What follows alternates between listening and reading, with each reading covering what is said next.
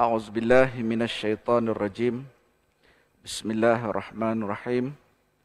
Alhamdulillahirabbil alamin. Wassalatu wassalamu ala asyrafil anbiya'i wal mursalin wa ala alihi wa ashabihi ajma'in. Rabbi shrah li sadri wa yassir li amri wahlul 'uqdatan min lisani yafqahu qawli. La haula wala quwwata illa billahil aliyyil azim.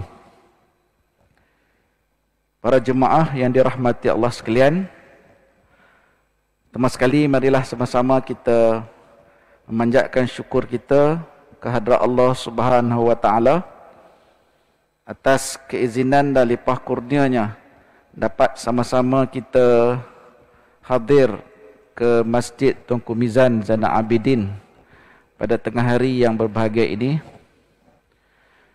Kita memanjatkan syukur kita yang tak terhingga kehadrat Allah Subhanahu wa taala yang pertama-tama sekali terpilih dalam 300 orang yang terawal. Ramai juga sahabat kita kat luar sana tak dapat nak masuk atas pematuhan kepada SOP yang telah ditetapkan. Tapi alhamdulillah kita yang berada di sini dengan izin Allah Subhanahu wa taala kita dapat syafaat lah, kita kata kebaikan kerana kita dapat berpeluang untuk solat berjemaah pada minggu ini. Saya pun sebab dapat bagi tazkirah dapatlah masuk. Kalau tak saya pun kena datang awal macam tuan-tuan juga.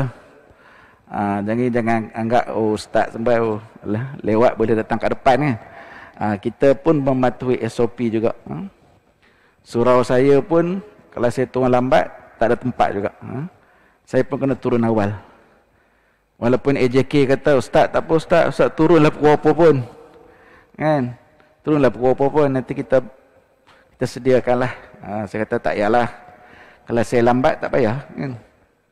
Jadi pematuhan kepada SOP ini juga sebagai tuntutan. Tuntutan dalam agama kita atas asas ketaatan kita kepada pemerintah. Ati Allah wa ati ar-rasul wa ulil amri minkum.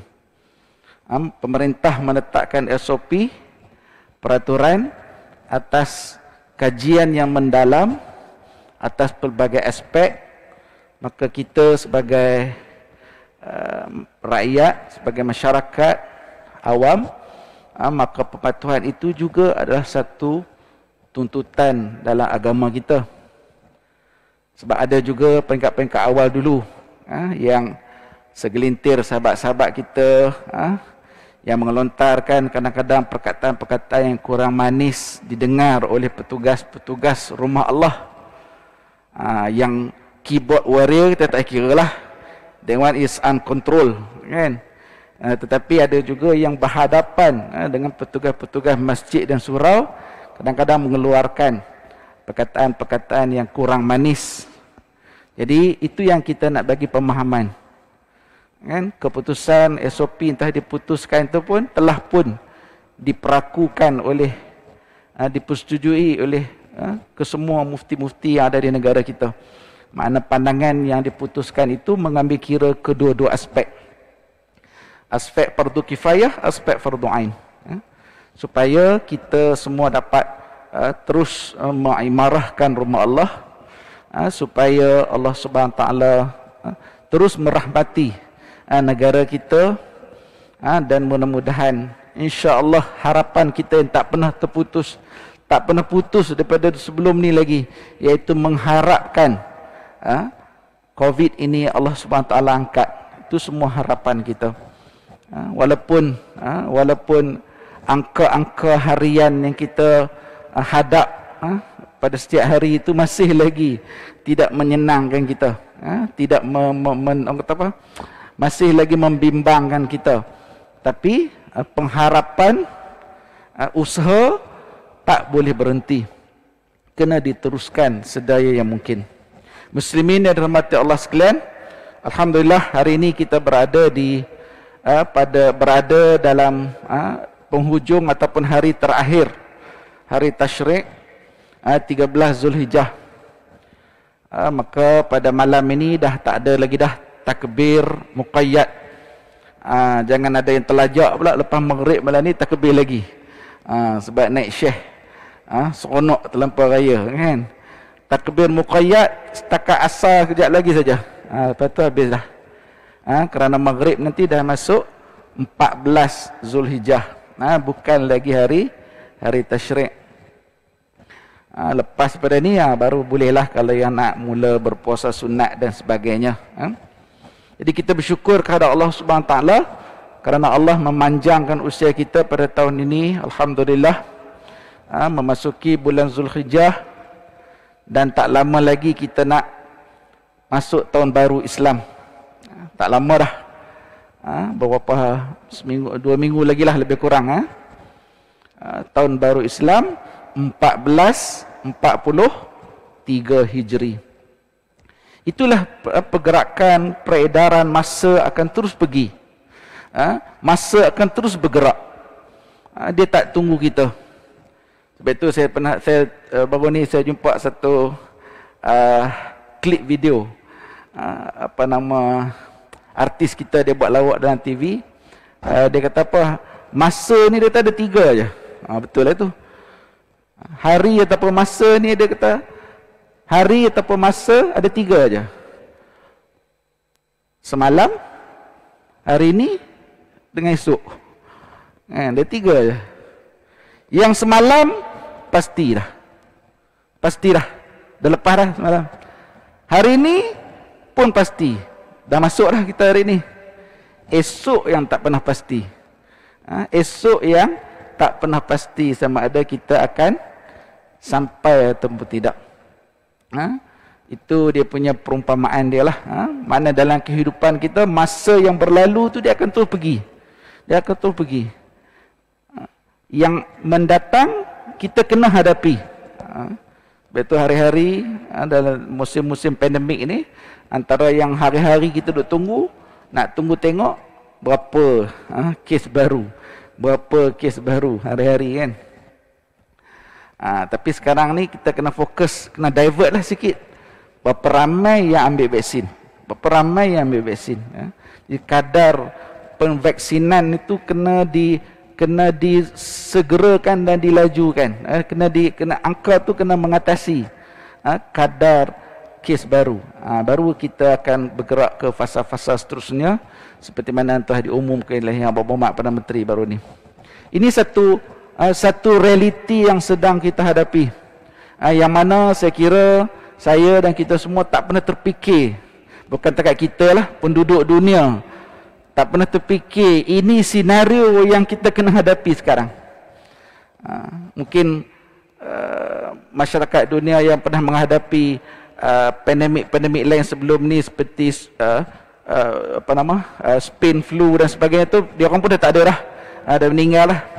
Tapi untuk yang zaman terkini tak pernah siapa nak terfikir ini ujian yang Allah bakal bagi. Kita tak boleh bergerak ke sana sini dengan mudah. Nak jumpa orang pun susah dan sebagainya. Terpaksa pakai mask dan sebagainya. Tapi itulah ketentuan Allah Subhanahu Wa Taala kepada kita. Namun begitu kita tetap mensyukuri. Kita tetap mensyukuri akan apa yang kita ada pada ketika ini. Dan pada saat ini alhamdulillah kita masih dikurniakan kekuatan, kesihatan tubuh badan, alhamdulillah. Walaupun banyak video-video lalu kot kita punya IG, kot FB kita, kes-kes baru di sana dan di sini memang menakutkan kita, kan?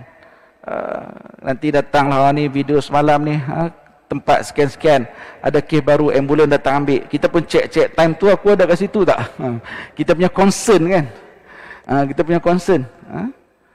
Itu adalah merupakan situasi yang kita sedang hadapi bersama pada ketika ini. Namun begitu kehidupan tetap kena diteruskan. Realiti tetap kita kena hadapi. Walau 1000 cabaran dan rintangan sedang berada di hadapan kita. Namun begitu kita bersyukur pada Allah Subhanahu Wa Taala dalam keadaan negara kita dan juga dunia pada ketika ini menghadapi pandemik COVID-19. Tapi kita masih bersyukur kepada Allah Subhanahu Wa Taala kerana kita masih lagi istiqamah di atas jalan Allah Subhanahu Wa Taala.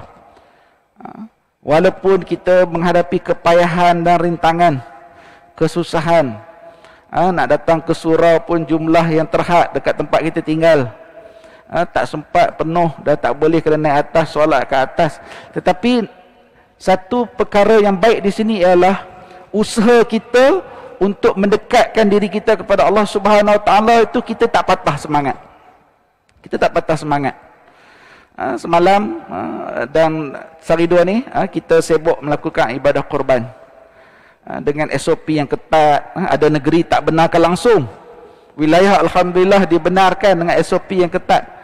Tapi alhamdulillah semua mematuhi peraturan yang ditetapkan, dan yang penting sekali ibadah korban itu dapat dilaksanakan dengan jayanya, walaupun dalam keadaan 1000 cabaran. Itu spirit tu yang kita nak rasai, nak rasa syukur pada Allah Subhanahu Wa Taala kerana kita tidak mengalah, tidak mengalah dengan keadaan. Kita tidak mengalah dengan apa yang ada ni, kita nak teruskan juga. Kita usaha, pemerintah dan juga rakyat berusaha sedaya upaya supaya ibadah kita kepada Allah Subhanahu Wa Taala itu kita tidak turun kualiti dah, tidak kurang kualiti dah. Tidak boleh berjemaah di surau, kita pastikan di rumah kita berjemaah.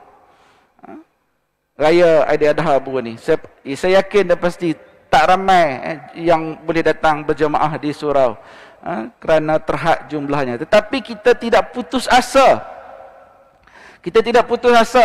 Kita pastikan ahli keluarga kita melaksanakan solat sunat Aidiladha secara berjemaah yang diketuai oleh ayah atau anak sulung. Bukti dia, sehari 2 hari sebelum raya ramai duk mesej, "Ustaz nak minta khutbah, Ustaz nak minta tak khutbah." Kan?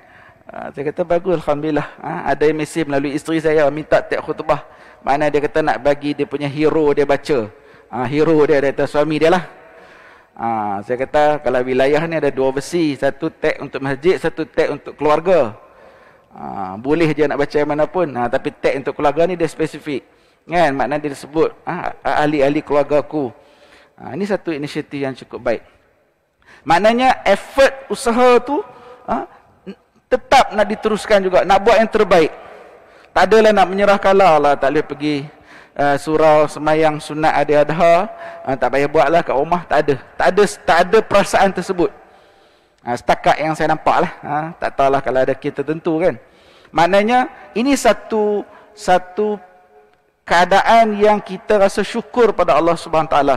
Kita tidak tunduk kepada keadaan ini, malahan kita terus berusaha untuk mendekatkan diri kita kepada Allah. Saya cerita kat tuan-tuan dan puan, ada sahabat saya NGO, saya tak nak sebut nama dia, negara mana dia pergi. Dia pergi ke satu negara, ketika itu tempat tu ditimpa bencana. Nama bencana pun saya tak sebutlah, bencana. First dia jumpa masyarakat di situ, ada yang dah kufur terus. Maknanya dia ambil keputusan untuk keluar daripada Islam. Hujah dia mudah ya. Dia kata Allah tak sayang. Saya Muslim. Kalau saya Muslim, kalau Allah sayang saya, kenapa turunkan bala yang sebegitu rupa? Nampak tak? Decision dia ambil tu. Decision yang dia ambil mudah ya. Ada juga di negara kita pun. Ada juga. WhatsApp kat saya. Ugut nak keluar Islam. Kalau tak, dia tak dibantu. Ada juga macam tu kan. Dia kata kalau tak bantu ni, saya nak keluar Islam.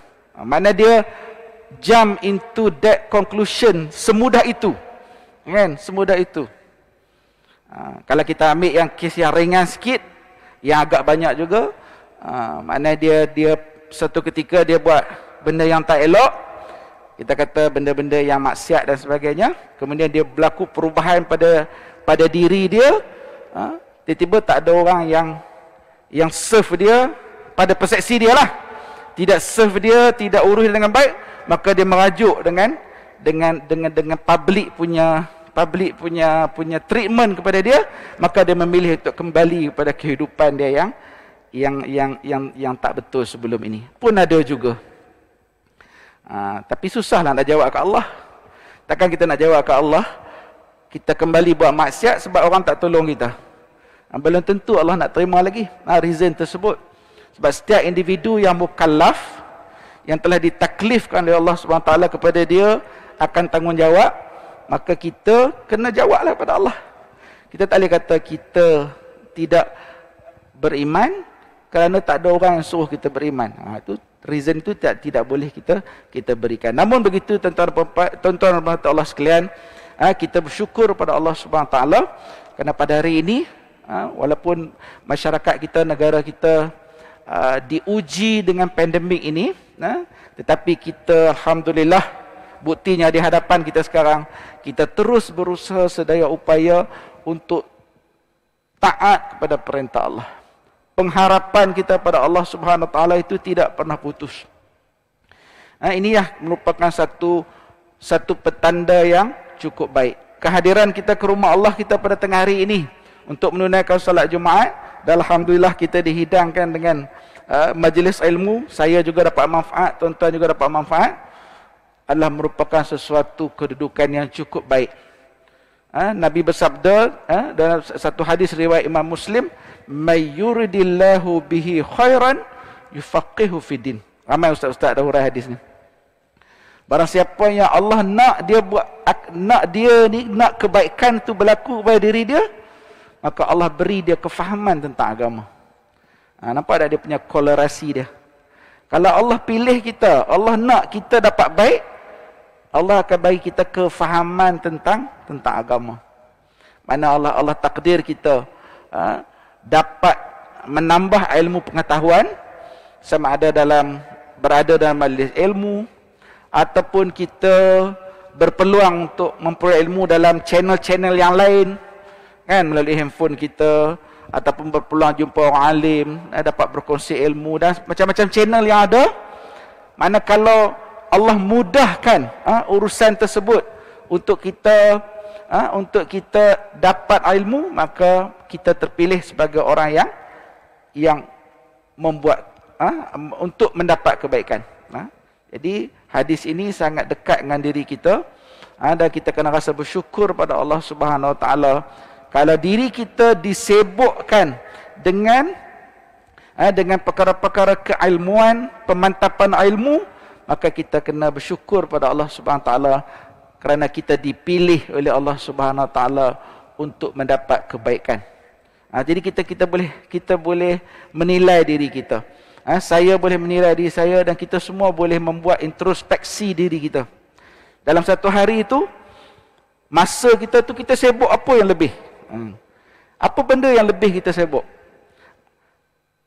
Sama ada kita sibukkan diri kita untuk perkara-perkara yang mendekatkan diri kita pada Allah, atau perkara-perkara yang menjauhkan diri kita pada Allah. Makna itu benda yang saya dan kita semua perlu buat introspeksi.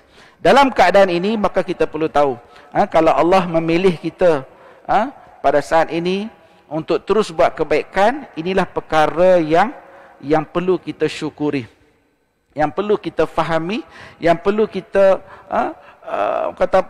merasai rasa syukur yang tidak terhingga pada Allah Subhanahu Wa Taala. Sebab kadang-kadang dalam tempoh pandemik begini pun masih ada lagi sahabat-sahabat kita yang melakukan perkara-perkara yang menjauhkan diri pada Allah. Sedangkan dalam keadaan pandemik, kita kena dekatkan diri kepada Allah, sebab kita nak minta daripada dia. Dia saja yang boleh angkat COVID ni, hilang daripada muka bumi ni. Dan untuk dia nak makbulkan permintaan itu, mestilah kepada orang beriman yang minta kepada dia.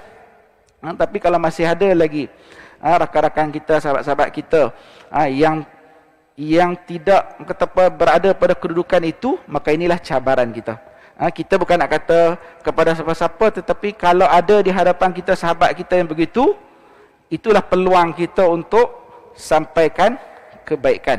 Sebab tu dalam hidup kita, kalau ada sahabat kita, kita jumpa dia ada kelemahan, ada kekurangan, kita kena nampak itulah peluang untuk kita membantu dia. Sebab itu bila kita nampak orang bermasalah, kita kena kesian kat dia supaya kita boleh membantu dia. Supaya kita boleh fikir macam mana kita nak bantu dia. Bukan kita melihat sahabat kita yang melakukan perkara yang jauh daripada Allah Subhanahu Wa Taala itu sebagai orang yang kita benci. Tidak. Bukan orang yang kita benci. Sebaliknya orang yang kita kena bantu. Sebab saya dan rakan-rakan saya di JAKIN dan di agensi agama, kita berurusan dengan sama ada orang tu orang yang memang nak mencari kebaikan, satu. Yang kedua, orang yang memang sedang menghadapi masalah pun ada, ramai kan. Tetapi alhamdulillah apabila dia menghadapi masalah, dia cari kita untuk bantu dia, untuk tunjuk kepada dia apa yang sebenarnya sepatutnya dia lakukan. Walaupun kadang-kadang soalan-soalan tu tak berapa nak, kata apa, tak sepatutnya tanyalah kita kata kan. Tetapi itulah realiti masyarakat kita. Dalam keadaan kita berbincang isu-isu keilmuan yang very high intellectual, tapi kena ingat masih ramai lagi masyarakat kita yang benda yang asas pun masih lagi perlukan penjelasan, perlukan bantuan daripada kita. Sebab itulah dalam hal ini kita treat ataupun kita menguruskan sahabat-sahabat kita, membantu sahabat-sahabat kita ni, kita tak boleh kata apa nak labelkan ini ataupun kita nak downgrade dia dan sebagainya. Kalau kita sebagai seorang da'i, sebagai seorang yang nak membantu, ada sifat nak membantu, maka kita kena terima apa-apa saja situasi yang ada dalam konteks kehidupan pada hari ini untuk kita nak membantu dan terus membantu masyarakat kita. Jadi dalam hal ini kita perlu memahami tentang realiti kehidupan kita di atas muka bumi Allah Subhanahu Wa Taala dalam tempoh masa yang ada ini. Walaupun kita menghadapi pelbagai cabaran kehidupan, kita perlu memahami akan realiti kehidupan di dunia itu yang bersifat sementara. Saya cuba pergi kepada dimensi lain pula, supaya kita sama-sama dapat bersungguh-sungguh untuk berusaha mendapat sesuatu kebaikan, walaupun kita dalam keadaan cabaran yang serba mencabar sekarang. Kita berusaha dalam konteks pandemik ini, semua pihak berusaha untuk menghadapinya dan menyelesaikan isu ini mengikut perspektif, mengikut bidang tugas atau bidang kuasa masing-masing. Kalau dengan Kementerian Kesihatan, fokus dia punya fokus dia punya tugasan dia. Kalau pihak keselamatan dengan tugasan dia, peranan dia. Kalau kami di agensi agama, kita pun sedaya upaya menjalankan peranan kami untuk membantu dari aspek kaunseling, dari aspek bantuan-bantuan fizikal juga dan sebagainya. Semuanya kita berganding bahu. Walaupun kita tahu kehidupan kita di atas muka bumi Allah Subhanahu Wa Taala ini, semua kita tahu bukan satu tempat yang abadi untuk kita. Bukan satu tempat yang abadi untuk kita, bukan satu tempat yang selama-lamanya untuk kita. Ini akidah kita orang Islam. Dunia ni ibarat satu persinggahan saja untuk kita. Bersifat sementara. Satu masa nanti semua kita akan kembali kepada Allah. Namun begitu, walaupun dia bersifat sementara, dia bersifat satu persinggahan, tetapi Allah tak suruh, Allah juga suruh kita untuk mencari kebaikan, untuk menikmati kebaikan yang ada di dunia. Bukan kita kata kerana dunia ni sementara, kita buang kan, kita fikir akhirat semata-mata, tidak. Maka kalau kita tengoklah surah Jumaat, apa yang Allah sebut, apabila kita melakukan solat Jumaat, selepas tu Allah perintah kita fantashiru fil ard wabtaghu min fadlillah. Maknanya Allah suruh kita bertebaran ke muka bumi dan mencari kebaikan-kebaikan yang ada. Maka dalam hal ini, walaupun kita tahu, memahami akan sifat dunia itu yang bersifat sementara untuk kita, tetapi kita tak dilarang untuk mencari kebaikan. Untuk mencari kebaikan, untuk mengecapi kebaikan yang ada. Justru itu tuan-tuan dan mati Allah sekalian, realiti tentang keadaan dunia bersifat satu persinggahan, dunia ni tempat ujian. Ini benda yang kita perlu faham. Dalam satu hadis yang diriwayatkan oleh Imam Bukhari, apa kata Nabi SAW? Ad-dunya darul bala wal imtihan. Dunia ini sebagai satu tempat bala dan juga ujian. Saya nak ambil yang ujian tu, al-imtihan. Apa ujian yang ada dalam hidup kita ni? Macam-macam ujian. Dalam konteks hari ini, ujian kita pandemik COVID-19 lah, kan? Yang sedang kita hadapi. Jadi sesuai mana Nabi pun dah sebut dah, sifat dunia ni ujian, bala dan juga ujian. Penuh dengan ujian daripada Allah Subhanahu Wa Taala. Salah satu yang terdekat dengan kita, yang melibatkan semua pihak sekarang, semua kementerian terlibat, semua masyarakat terlibat, adalah usaha bersepadu kita untuk menghadapi pandemik COVID-19. Kalau dalam keadaan yang lain, apa lagi ujian yang kita ada? Ujian umur kita. Ujian umur kita. Allah panjangkan umur setahun. Sampai hari birthday, kita pun sambut hari jadi, hari kelahiran. Tapi kena ingat, tambah 1 tahun umur, maka tambah lagi ujian. Ujiannya apa? Kemana kita habiskan umur kita tu di mana? Apa kita buat?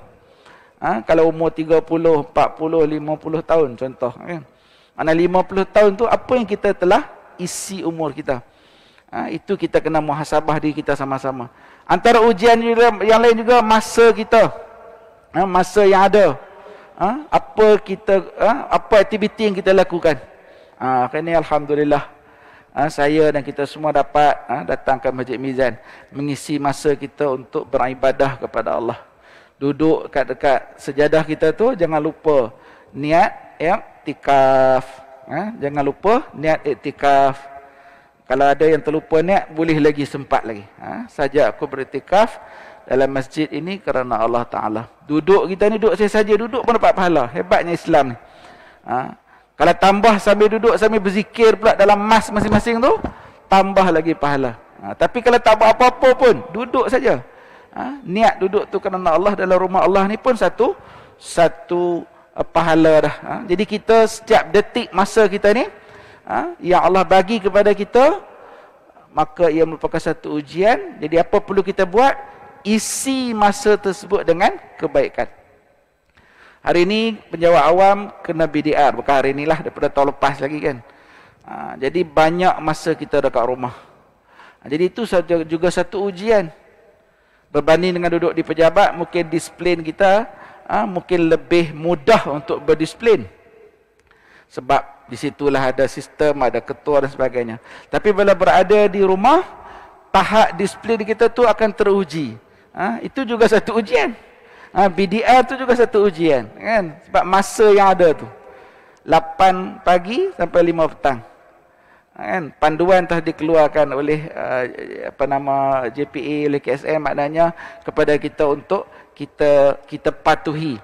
Tapi itu satu ujian untuk kita juga, kan? Maknanya kita nak patuh sepatuh-patuhnya itu. Okey? Antara lain juga harta benda kita, tuan-tuan.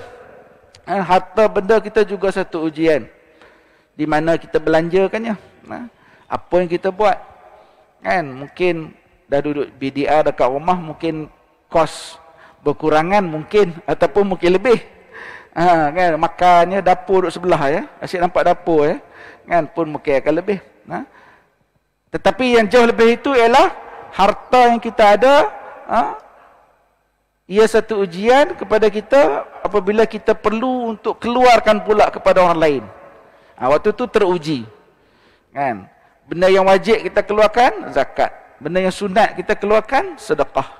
Dua-dua juga ujian. Kan?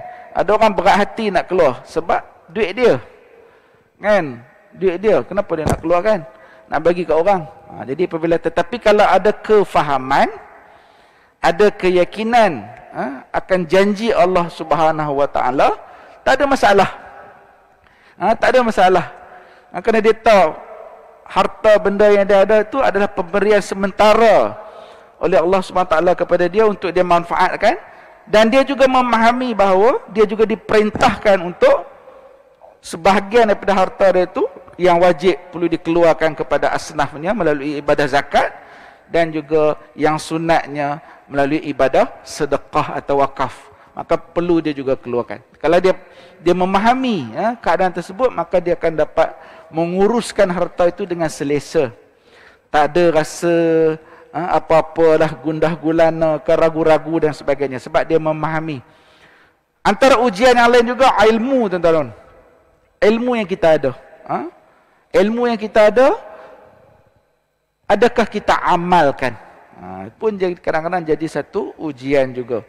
Makna kita dah ada ilmu, sejauh mana kita amalkan ilmu kita. Memanglah ilmu dia kadang-kadang masuk banyak input kan. Ceramah 40 minit ni macam-macam kita dapat input. Tapi nak laksanakan tu mungkin kita tak boleh nak buat semua. Kan, mungkin kita tak boleh nak buat semua. Tapi sekurang-kurangnya ada perkara baru yang kita dapat setiap hari, kita nak cuba amalkan. Sebab itulah tuan-tuan dan Allah sekalian, dalam kita mengharungi kehidupan kita sebagai seorang Muslim ini, kita perlu diperingatkan. Saya yang bercakap, saya lebih memperingatkan diri saya. Tuan-tuan yang mendengar, untuk mengambil sama-sama peringatan. Dua-dua pihak kita adalah saling ingat, memperingati. Sebab itu diri kita ni perlu diperingatkan. Kadang-kadang benda tu kita dah tahu, tapi lama tak diperingatkan, rasa macam tak apa nak ingat dah, lupa dah. Kan? Jadi diperingatkan. Apabila diperingatkan, maka datanglah semangat untuk buat. Untuk buat. Contoh kata, dah solat tahajud tu bagus. Solat taubat bagus. Solat hajat di tengah malam waktu qiyamul lail tu bagus. Tapi kerana lama tak diperingatkan, jadi slow. Kan? Kalau ustaz peringatkan, orang alim peringatkan, kita pun dapat charge balik kita punya memori kita, maka ada semangat untuk kita laksanakan. Dan yang kedua, kita perlukan sokongan, ataupun suasana. Sebab itu kita perlu mencari suasana yang baik. Suasana yang baik ini juga menyokong kita untuk melakukan kebaikan. Kawan yang baik dapat membantu kita, menyokong kita untuk membuat kebaikan. Suasana yang baik, majlis ilmu, tempat yang baik juga membantu kita untuk membuat kebaikan. Sebab itu kita kena cari orang yang baik, suasana yang baik, tempat yang baik, kita kena cari. Kita kena cari, bukan kita tunggu dia datang kita. Kita kena cari. Apabila kita cari, kita bergaul dengan satu suasana yang baik, dia dapat merangsangkan diri kita untuk terus melakukan kebaikan. Maka dengan itu, dunia yang kita sedang hadapi ini, kita dapat mengecapinya dengan baik, dan seterusnya kita akan memperolehi hasil daripada pengorbanan, kebaikan yang kita buat di dunia ini, kita akan dapat hasilnya di akhirat nanti. Inilah kedudukan kita orang Islam. Kita tak terhenti dengan apa yang kita lakukan di dunia, tapi kita nak pastikan setiap tindakan kita tu ada hasilnya di akhirat nanti. Ada benda kita nak petik. Ada benda yang kita nak dapat kebaikan ketika di akhirat nanti. Jangan dia terhenti ke situ je. Na'udzubillah. Kita takut, teman-teman. Apabila kita kembali kepada Allah di padang mahsyar, kita merasakan bahawa kita melakukan kebaikan, tetapi sebaliknya kebaikan itu tak ada pun sampai kepada Allah Subhanahu Wa Taala. Betullah kita kena terus melipat gandakan ibadah kita. Jangan kita rasa selesa, rasa cukup, kan? Mana kita terus melipat gandakan amal ibadah kita sedaya yang mungkin. Kalau tak boleh nak tiap-tiap minggu qiyamul lail contohnya, kan? Boleh 2 minggu sekali pun jadilah. Ataupun boleh sebulan sekali pun jadilah. Tapi kalau siapa yang jadi amalan mingguan, dia disiplin. Setiap hari Sabtu malam pagi dia akan bangun untuk qiyamul lail. Masya-Allah. Kan? Kalau ada surau dia buat program qiyamul lail, bulanan ke mingguan dia join sekali.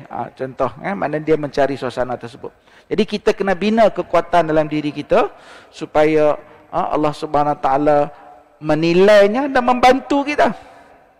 Kadang-kadang kita sendiri tak berusaha menyebabkan tak turunnya bantuan daripada Allah Subhanahu Wa Taala. Justru itu tuan-tuan dirahmati Allah sekalian, marilah sama-sama kita melipat gandakan ibadah kita.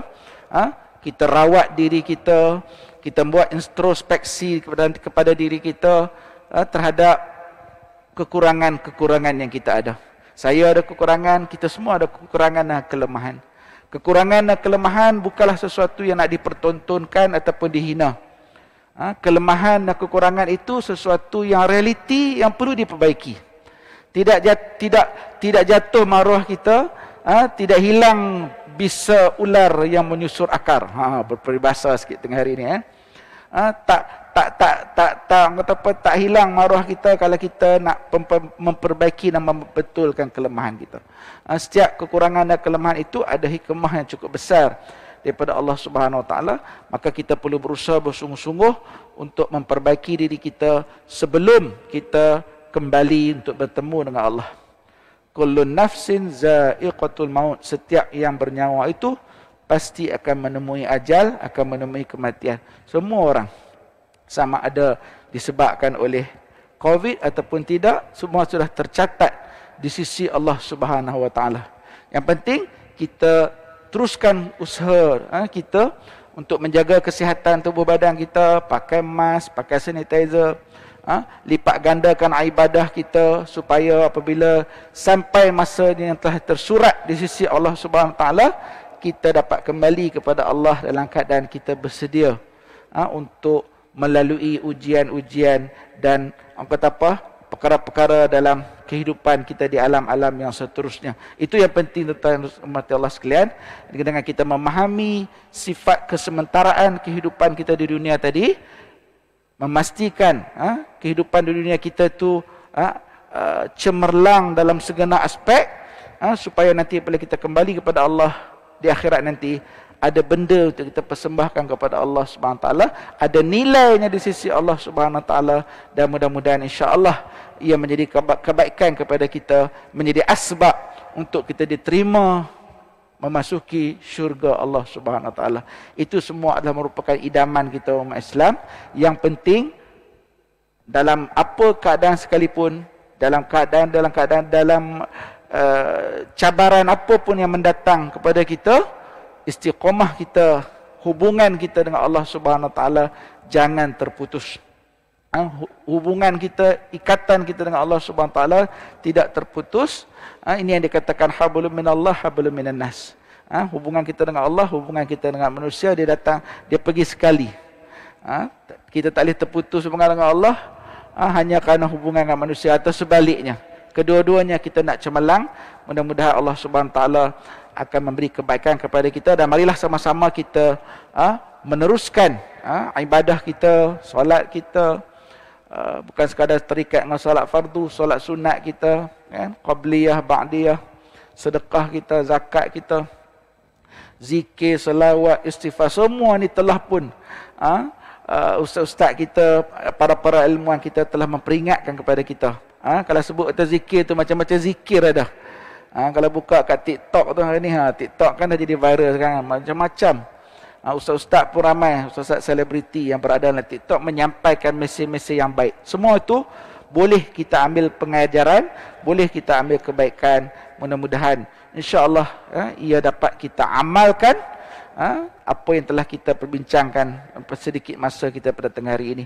Yang penting bukan apa yang masa yang kita peruntukkan, tetapi apa yang poin yang kita dapat untuk sama-sama kita amalkan bersama. Kita amal, tuan-tuan pun turut beramal, dan mudah-mudahan insya-Allah kehidupan kita akan diberkati dan dirahmati oleh Allah Subhanahu Wa Taala. Saya kira tuan-tuan yang dirahmati Allah sekalian, setakat itulah sedikit peringatan untuk diri saya sebenarnya, dan apa yang baik itu tuan-tuan boleh ambillah untuk jadi panduan kita bersama. Mohon maaf kalau ada salah dan silap tutur bicara, saya mohon maaf. Apa yang baik itu kita ambillah untuk sama-sama kita jadikan amalan kita sebagai panduan kita di atas muka bumi Allah Subhanahu Wa Taala sebelum kita kembali bertemu dengan Allah Subhanahu Wa Taala satu masa nanti. Saya mohon maaf atas salah dan silap, saya mohon ampun daripada Allah Subhanahu Wa Taala. Aqulu qali hadza wa astaghfirullah li wa lakum. Wassalamualaikum warahmatullahi wabarakatuh.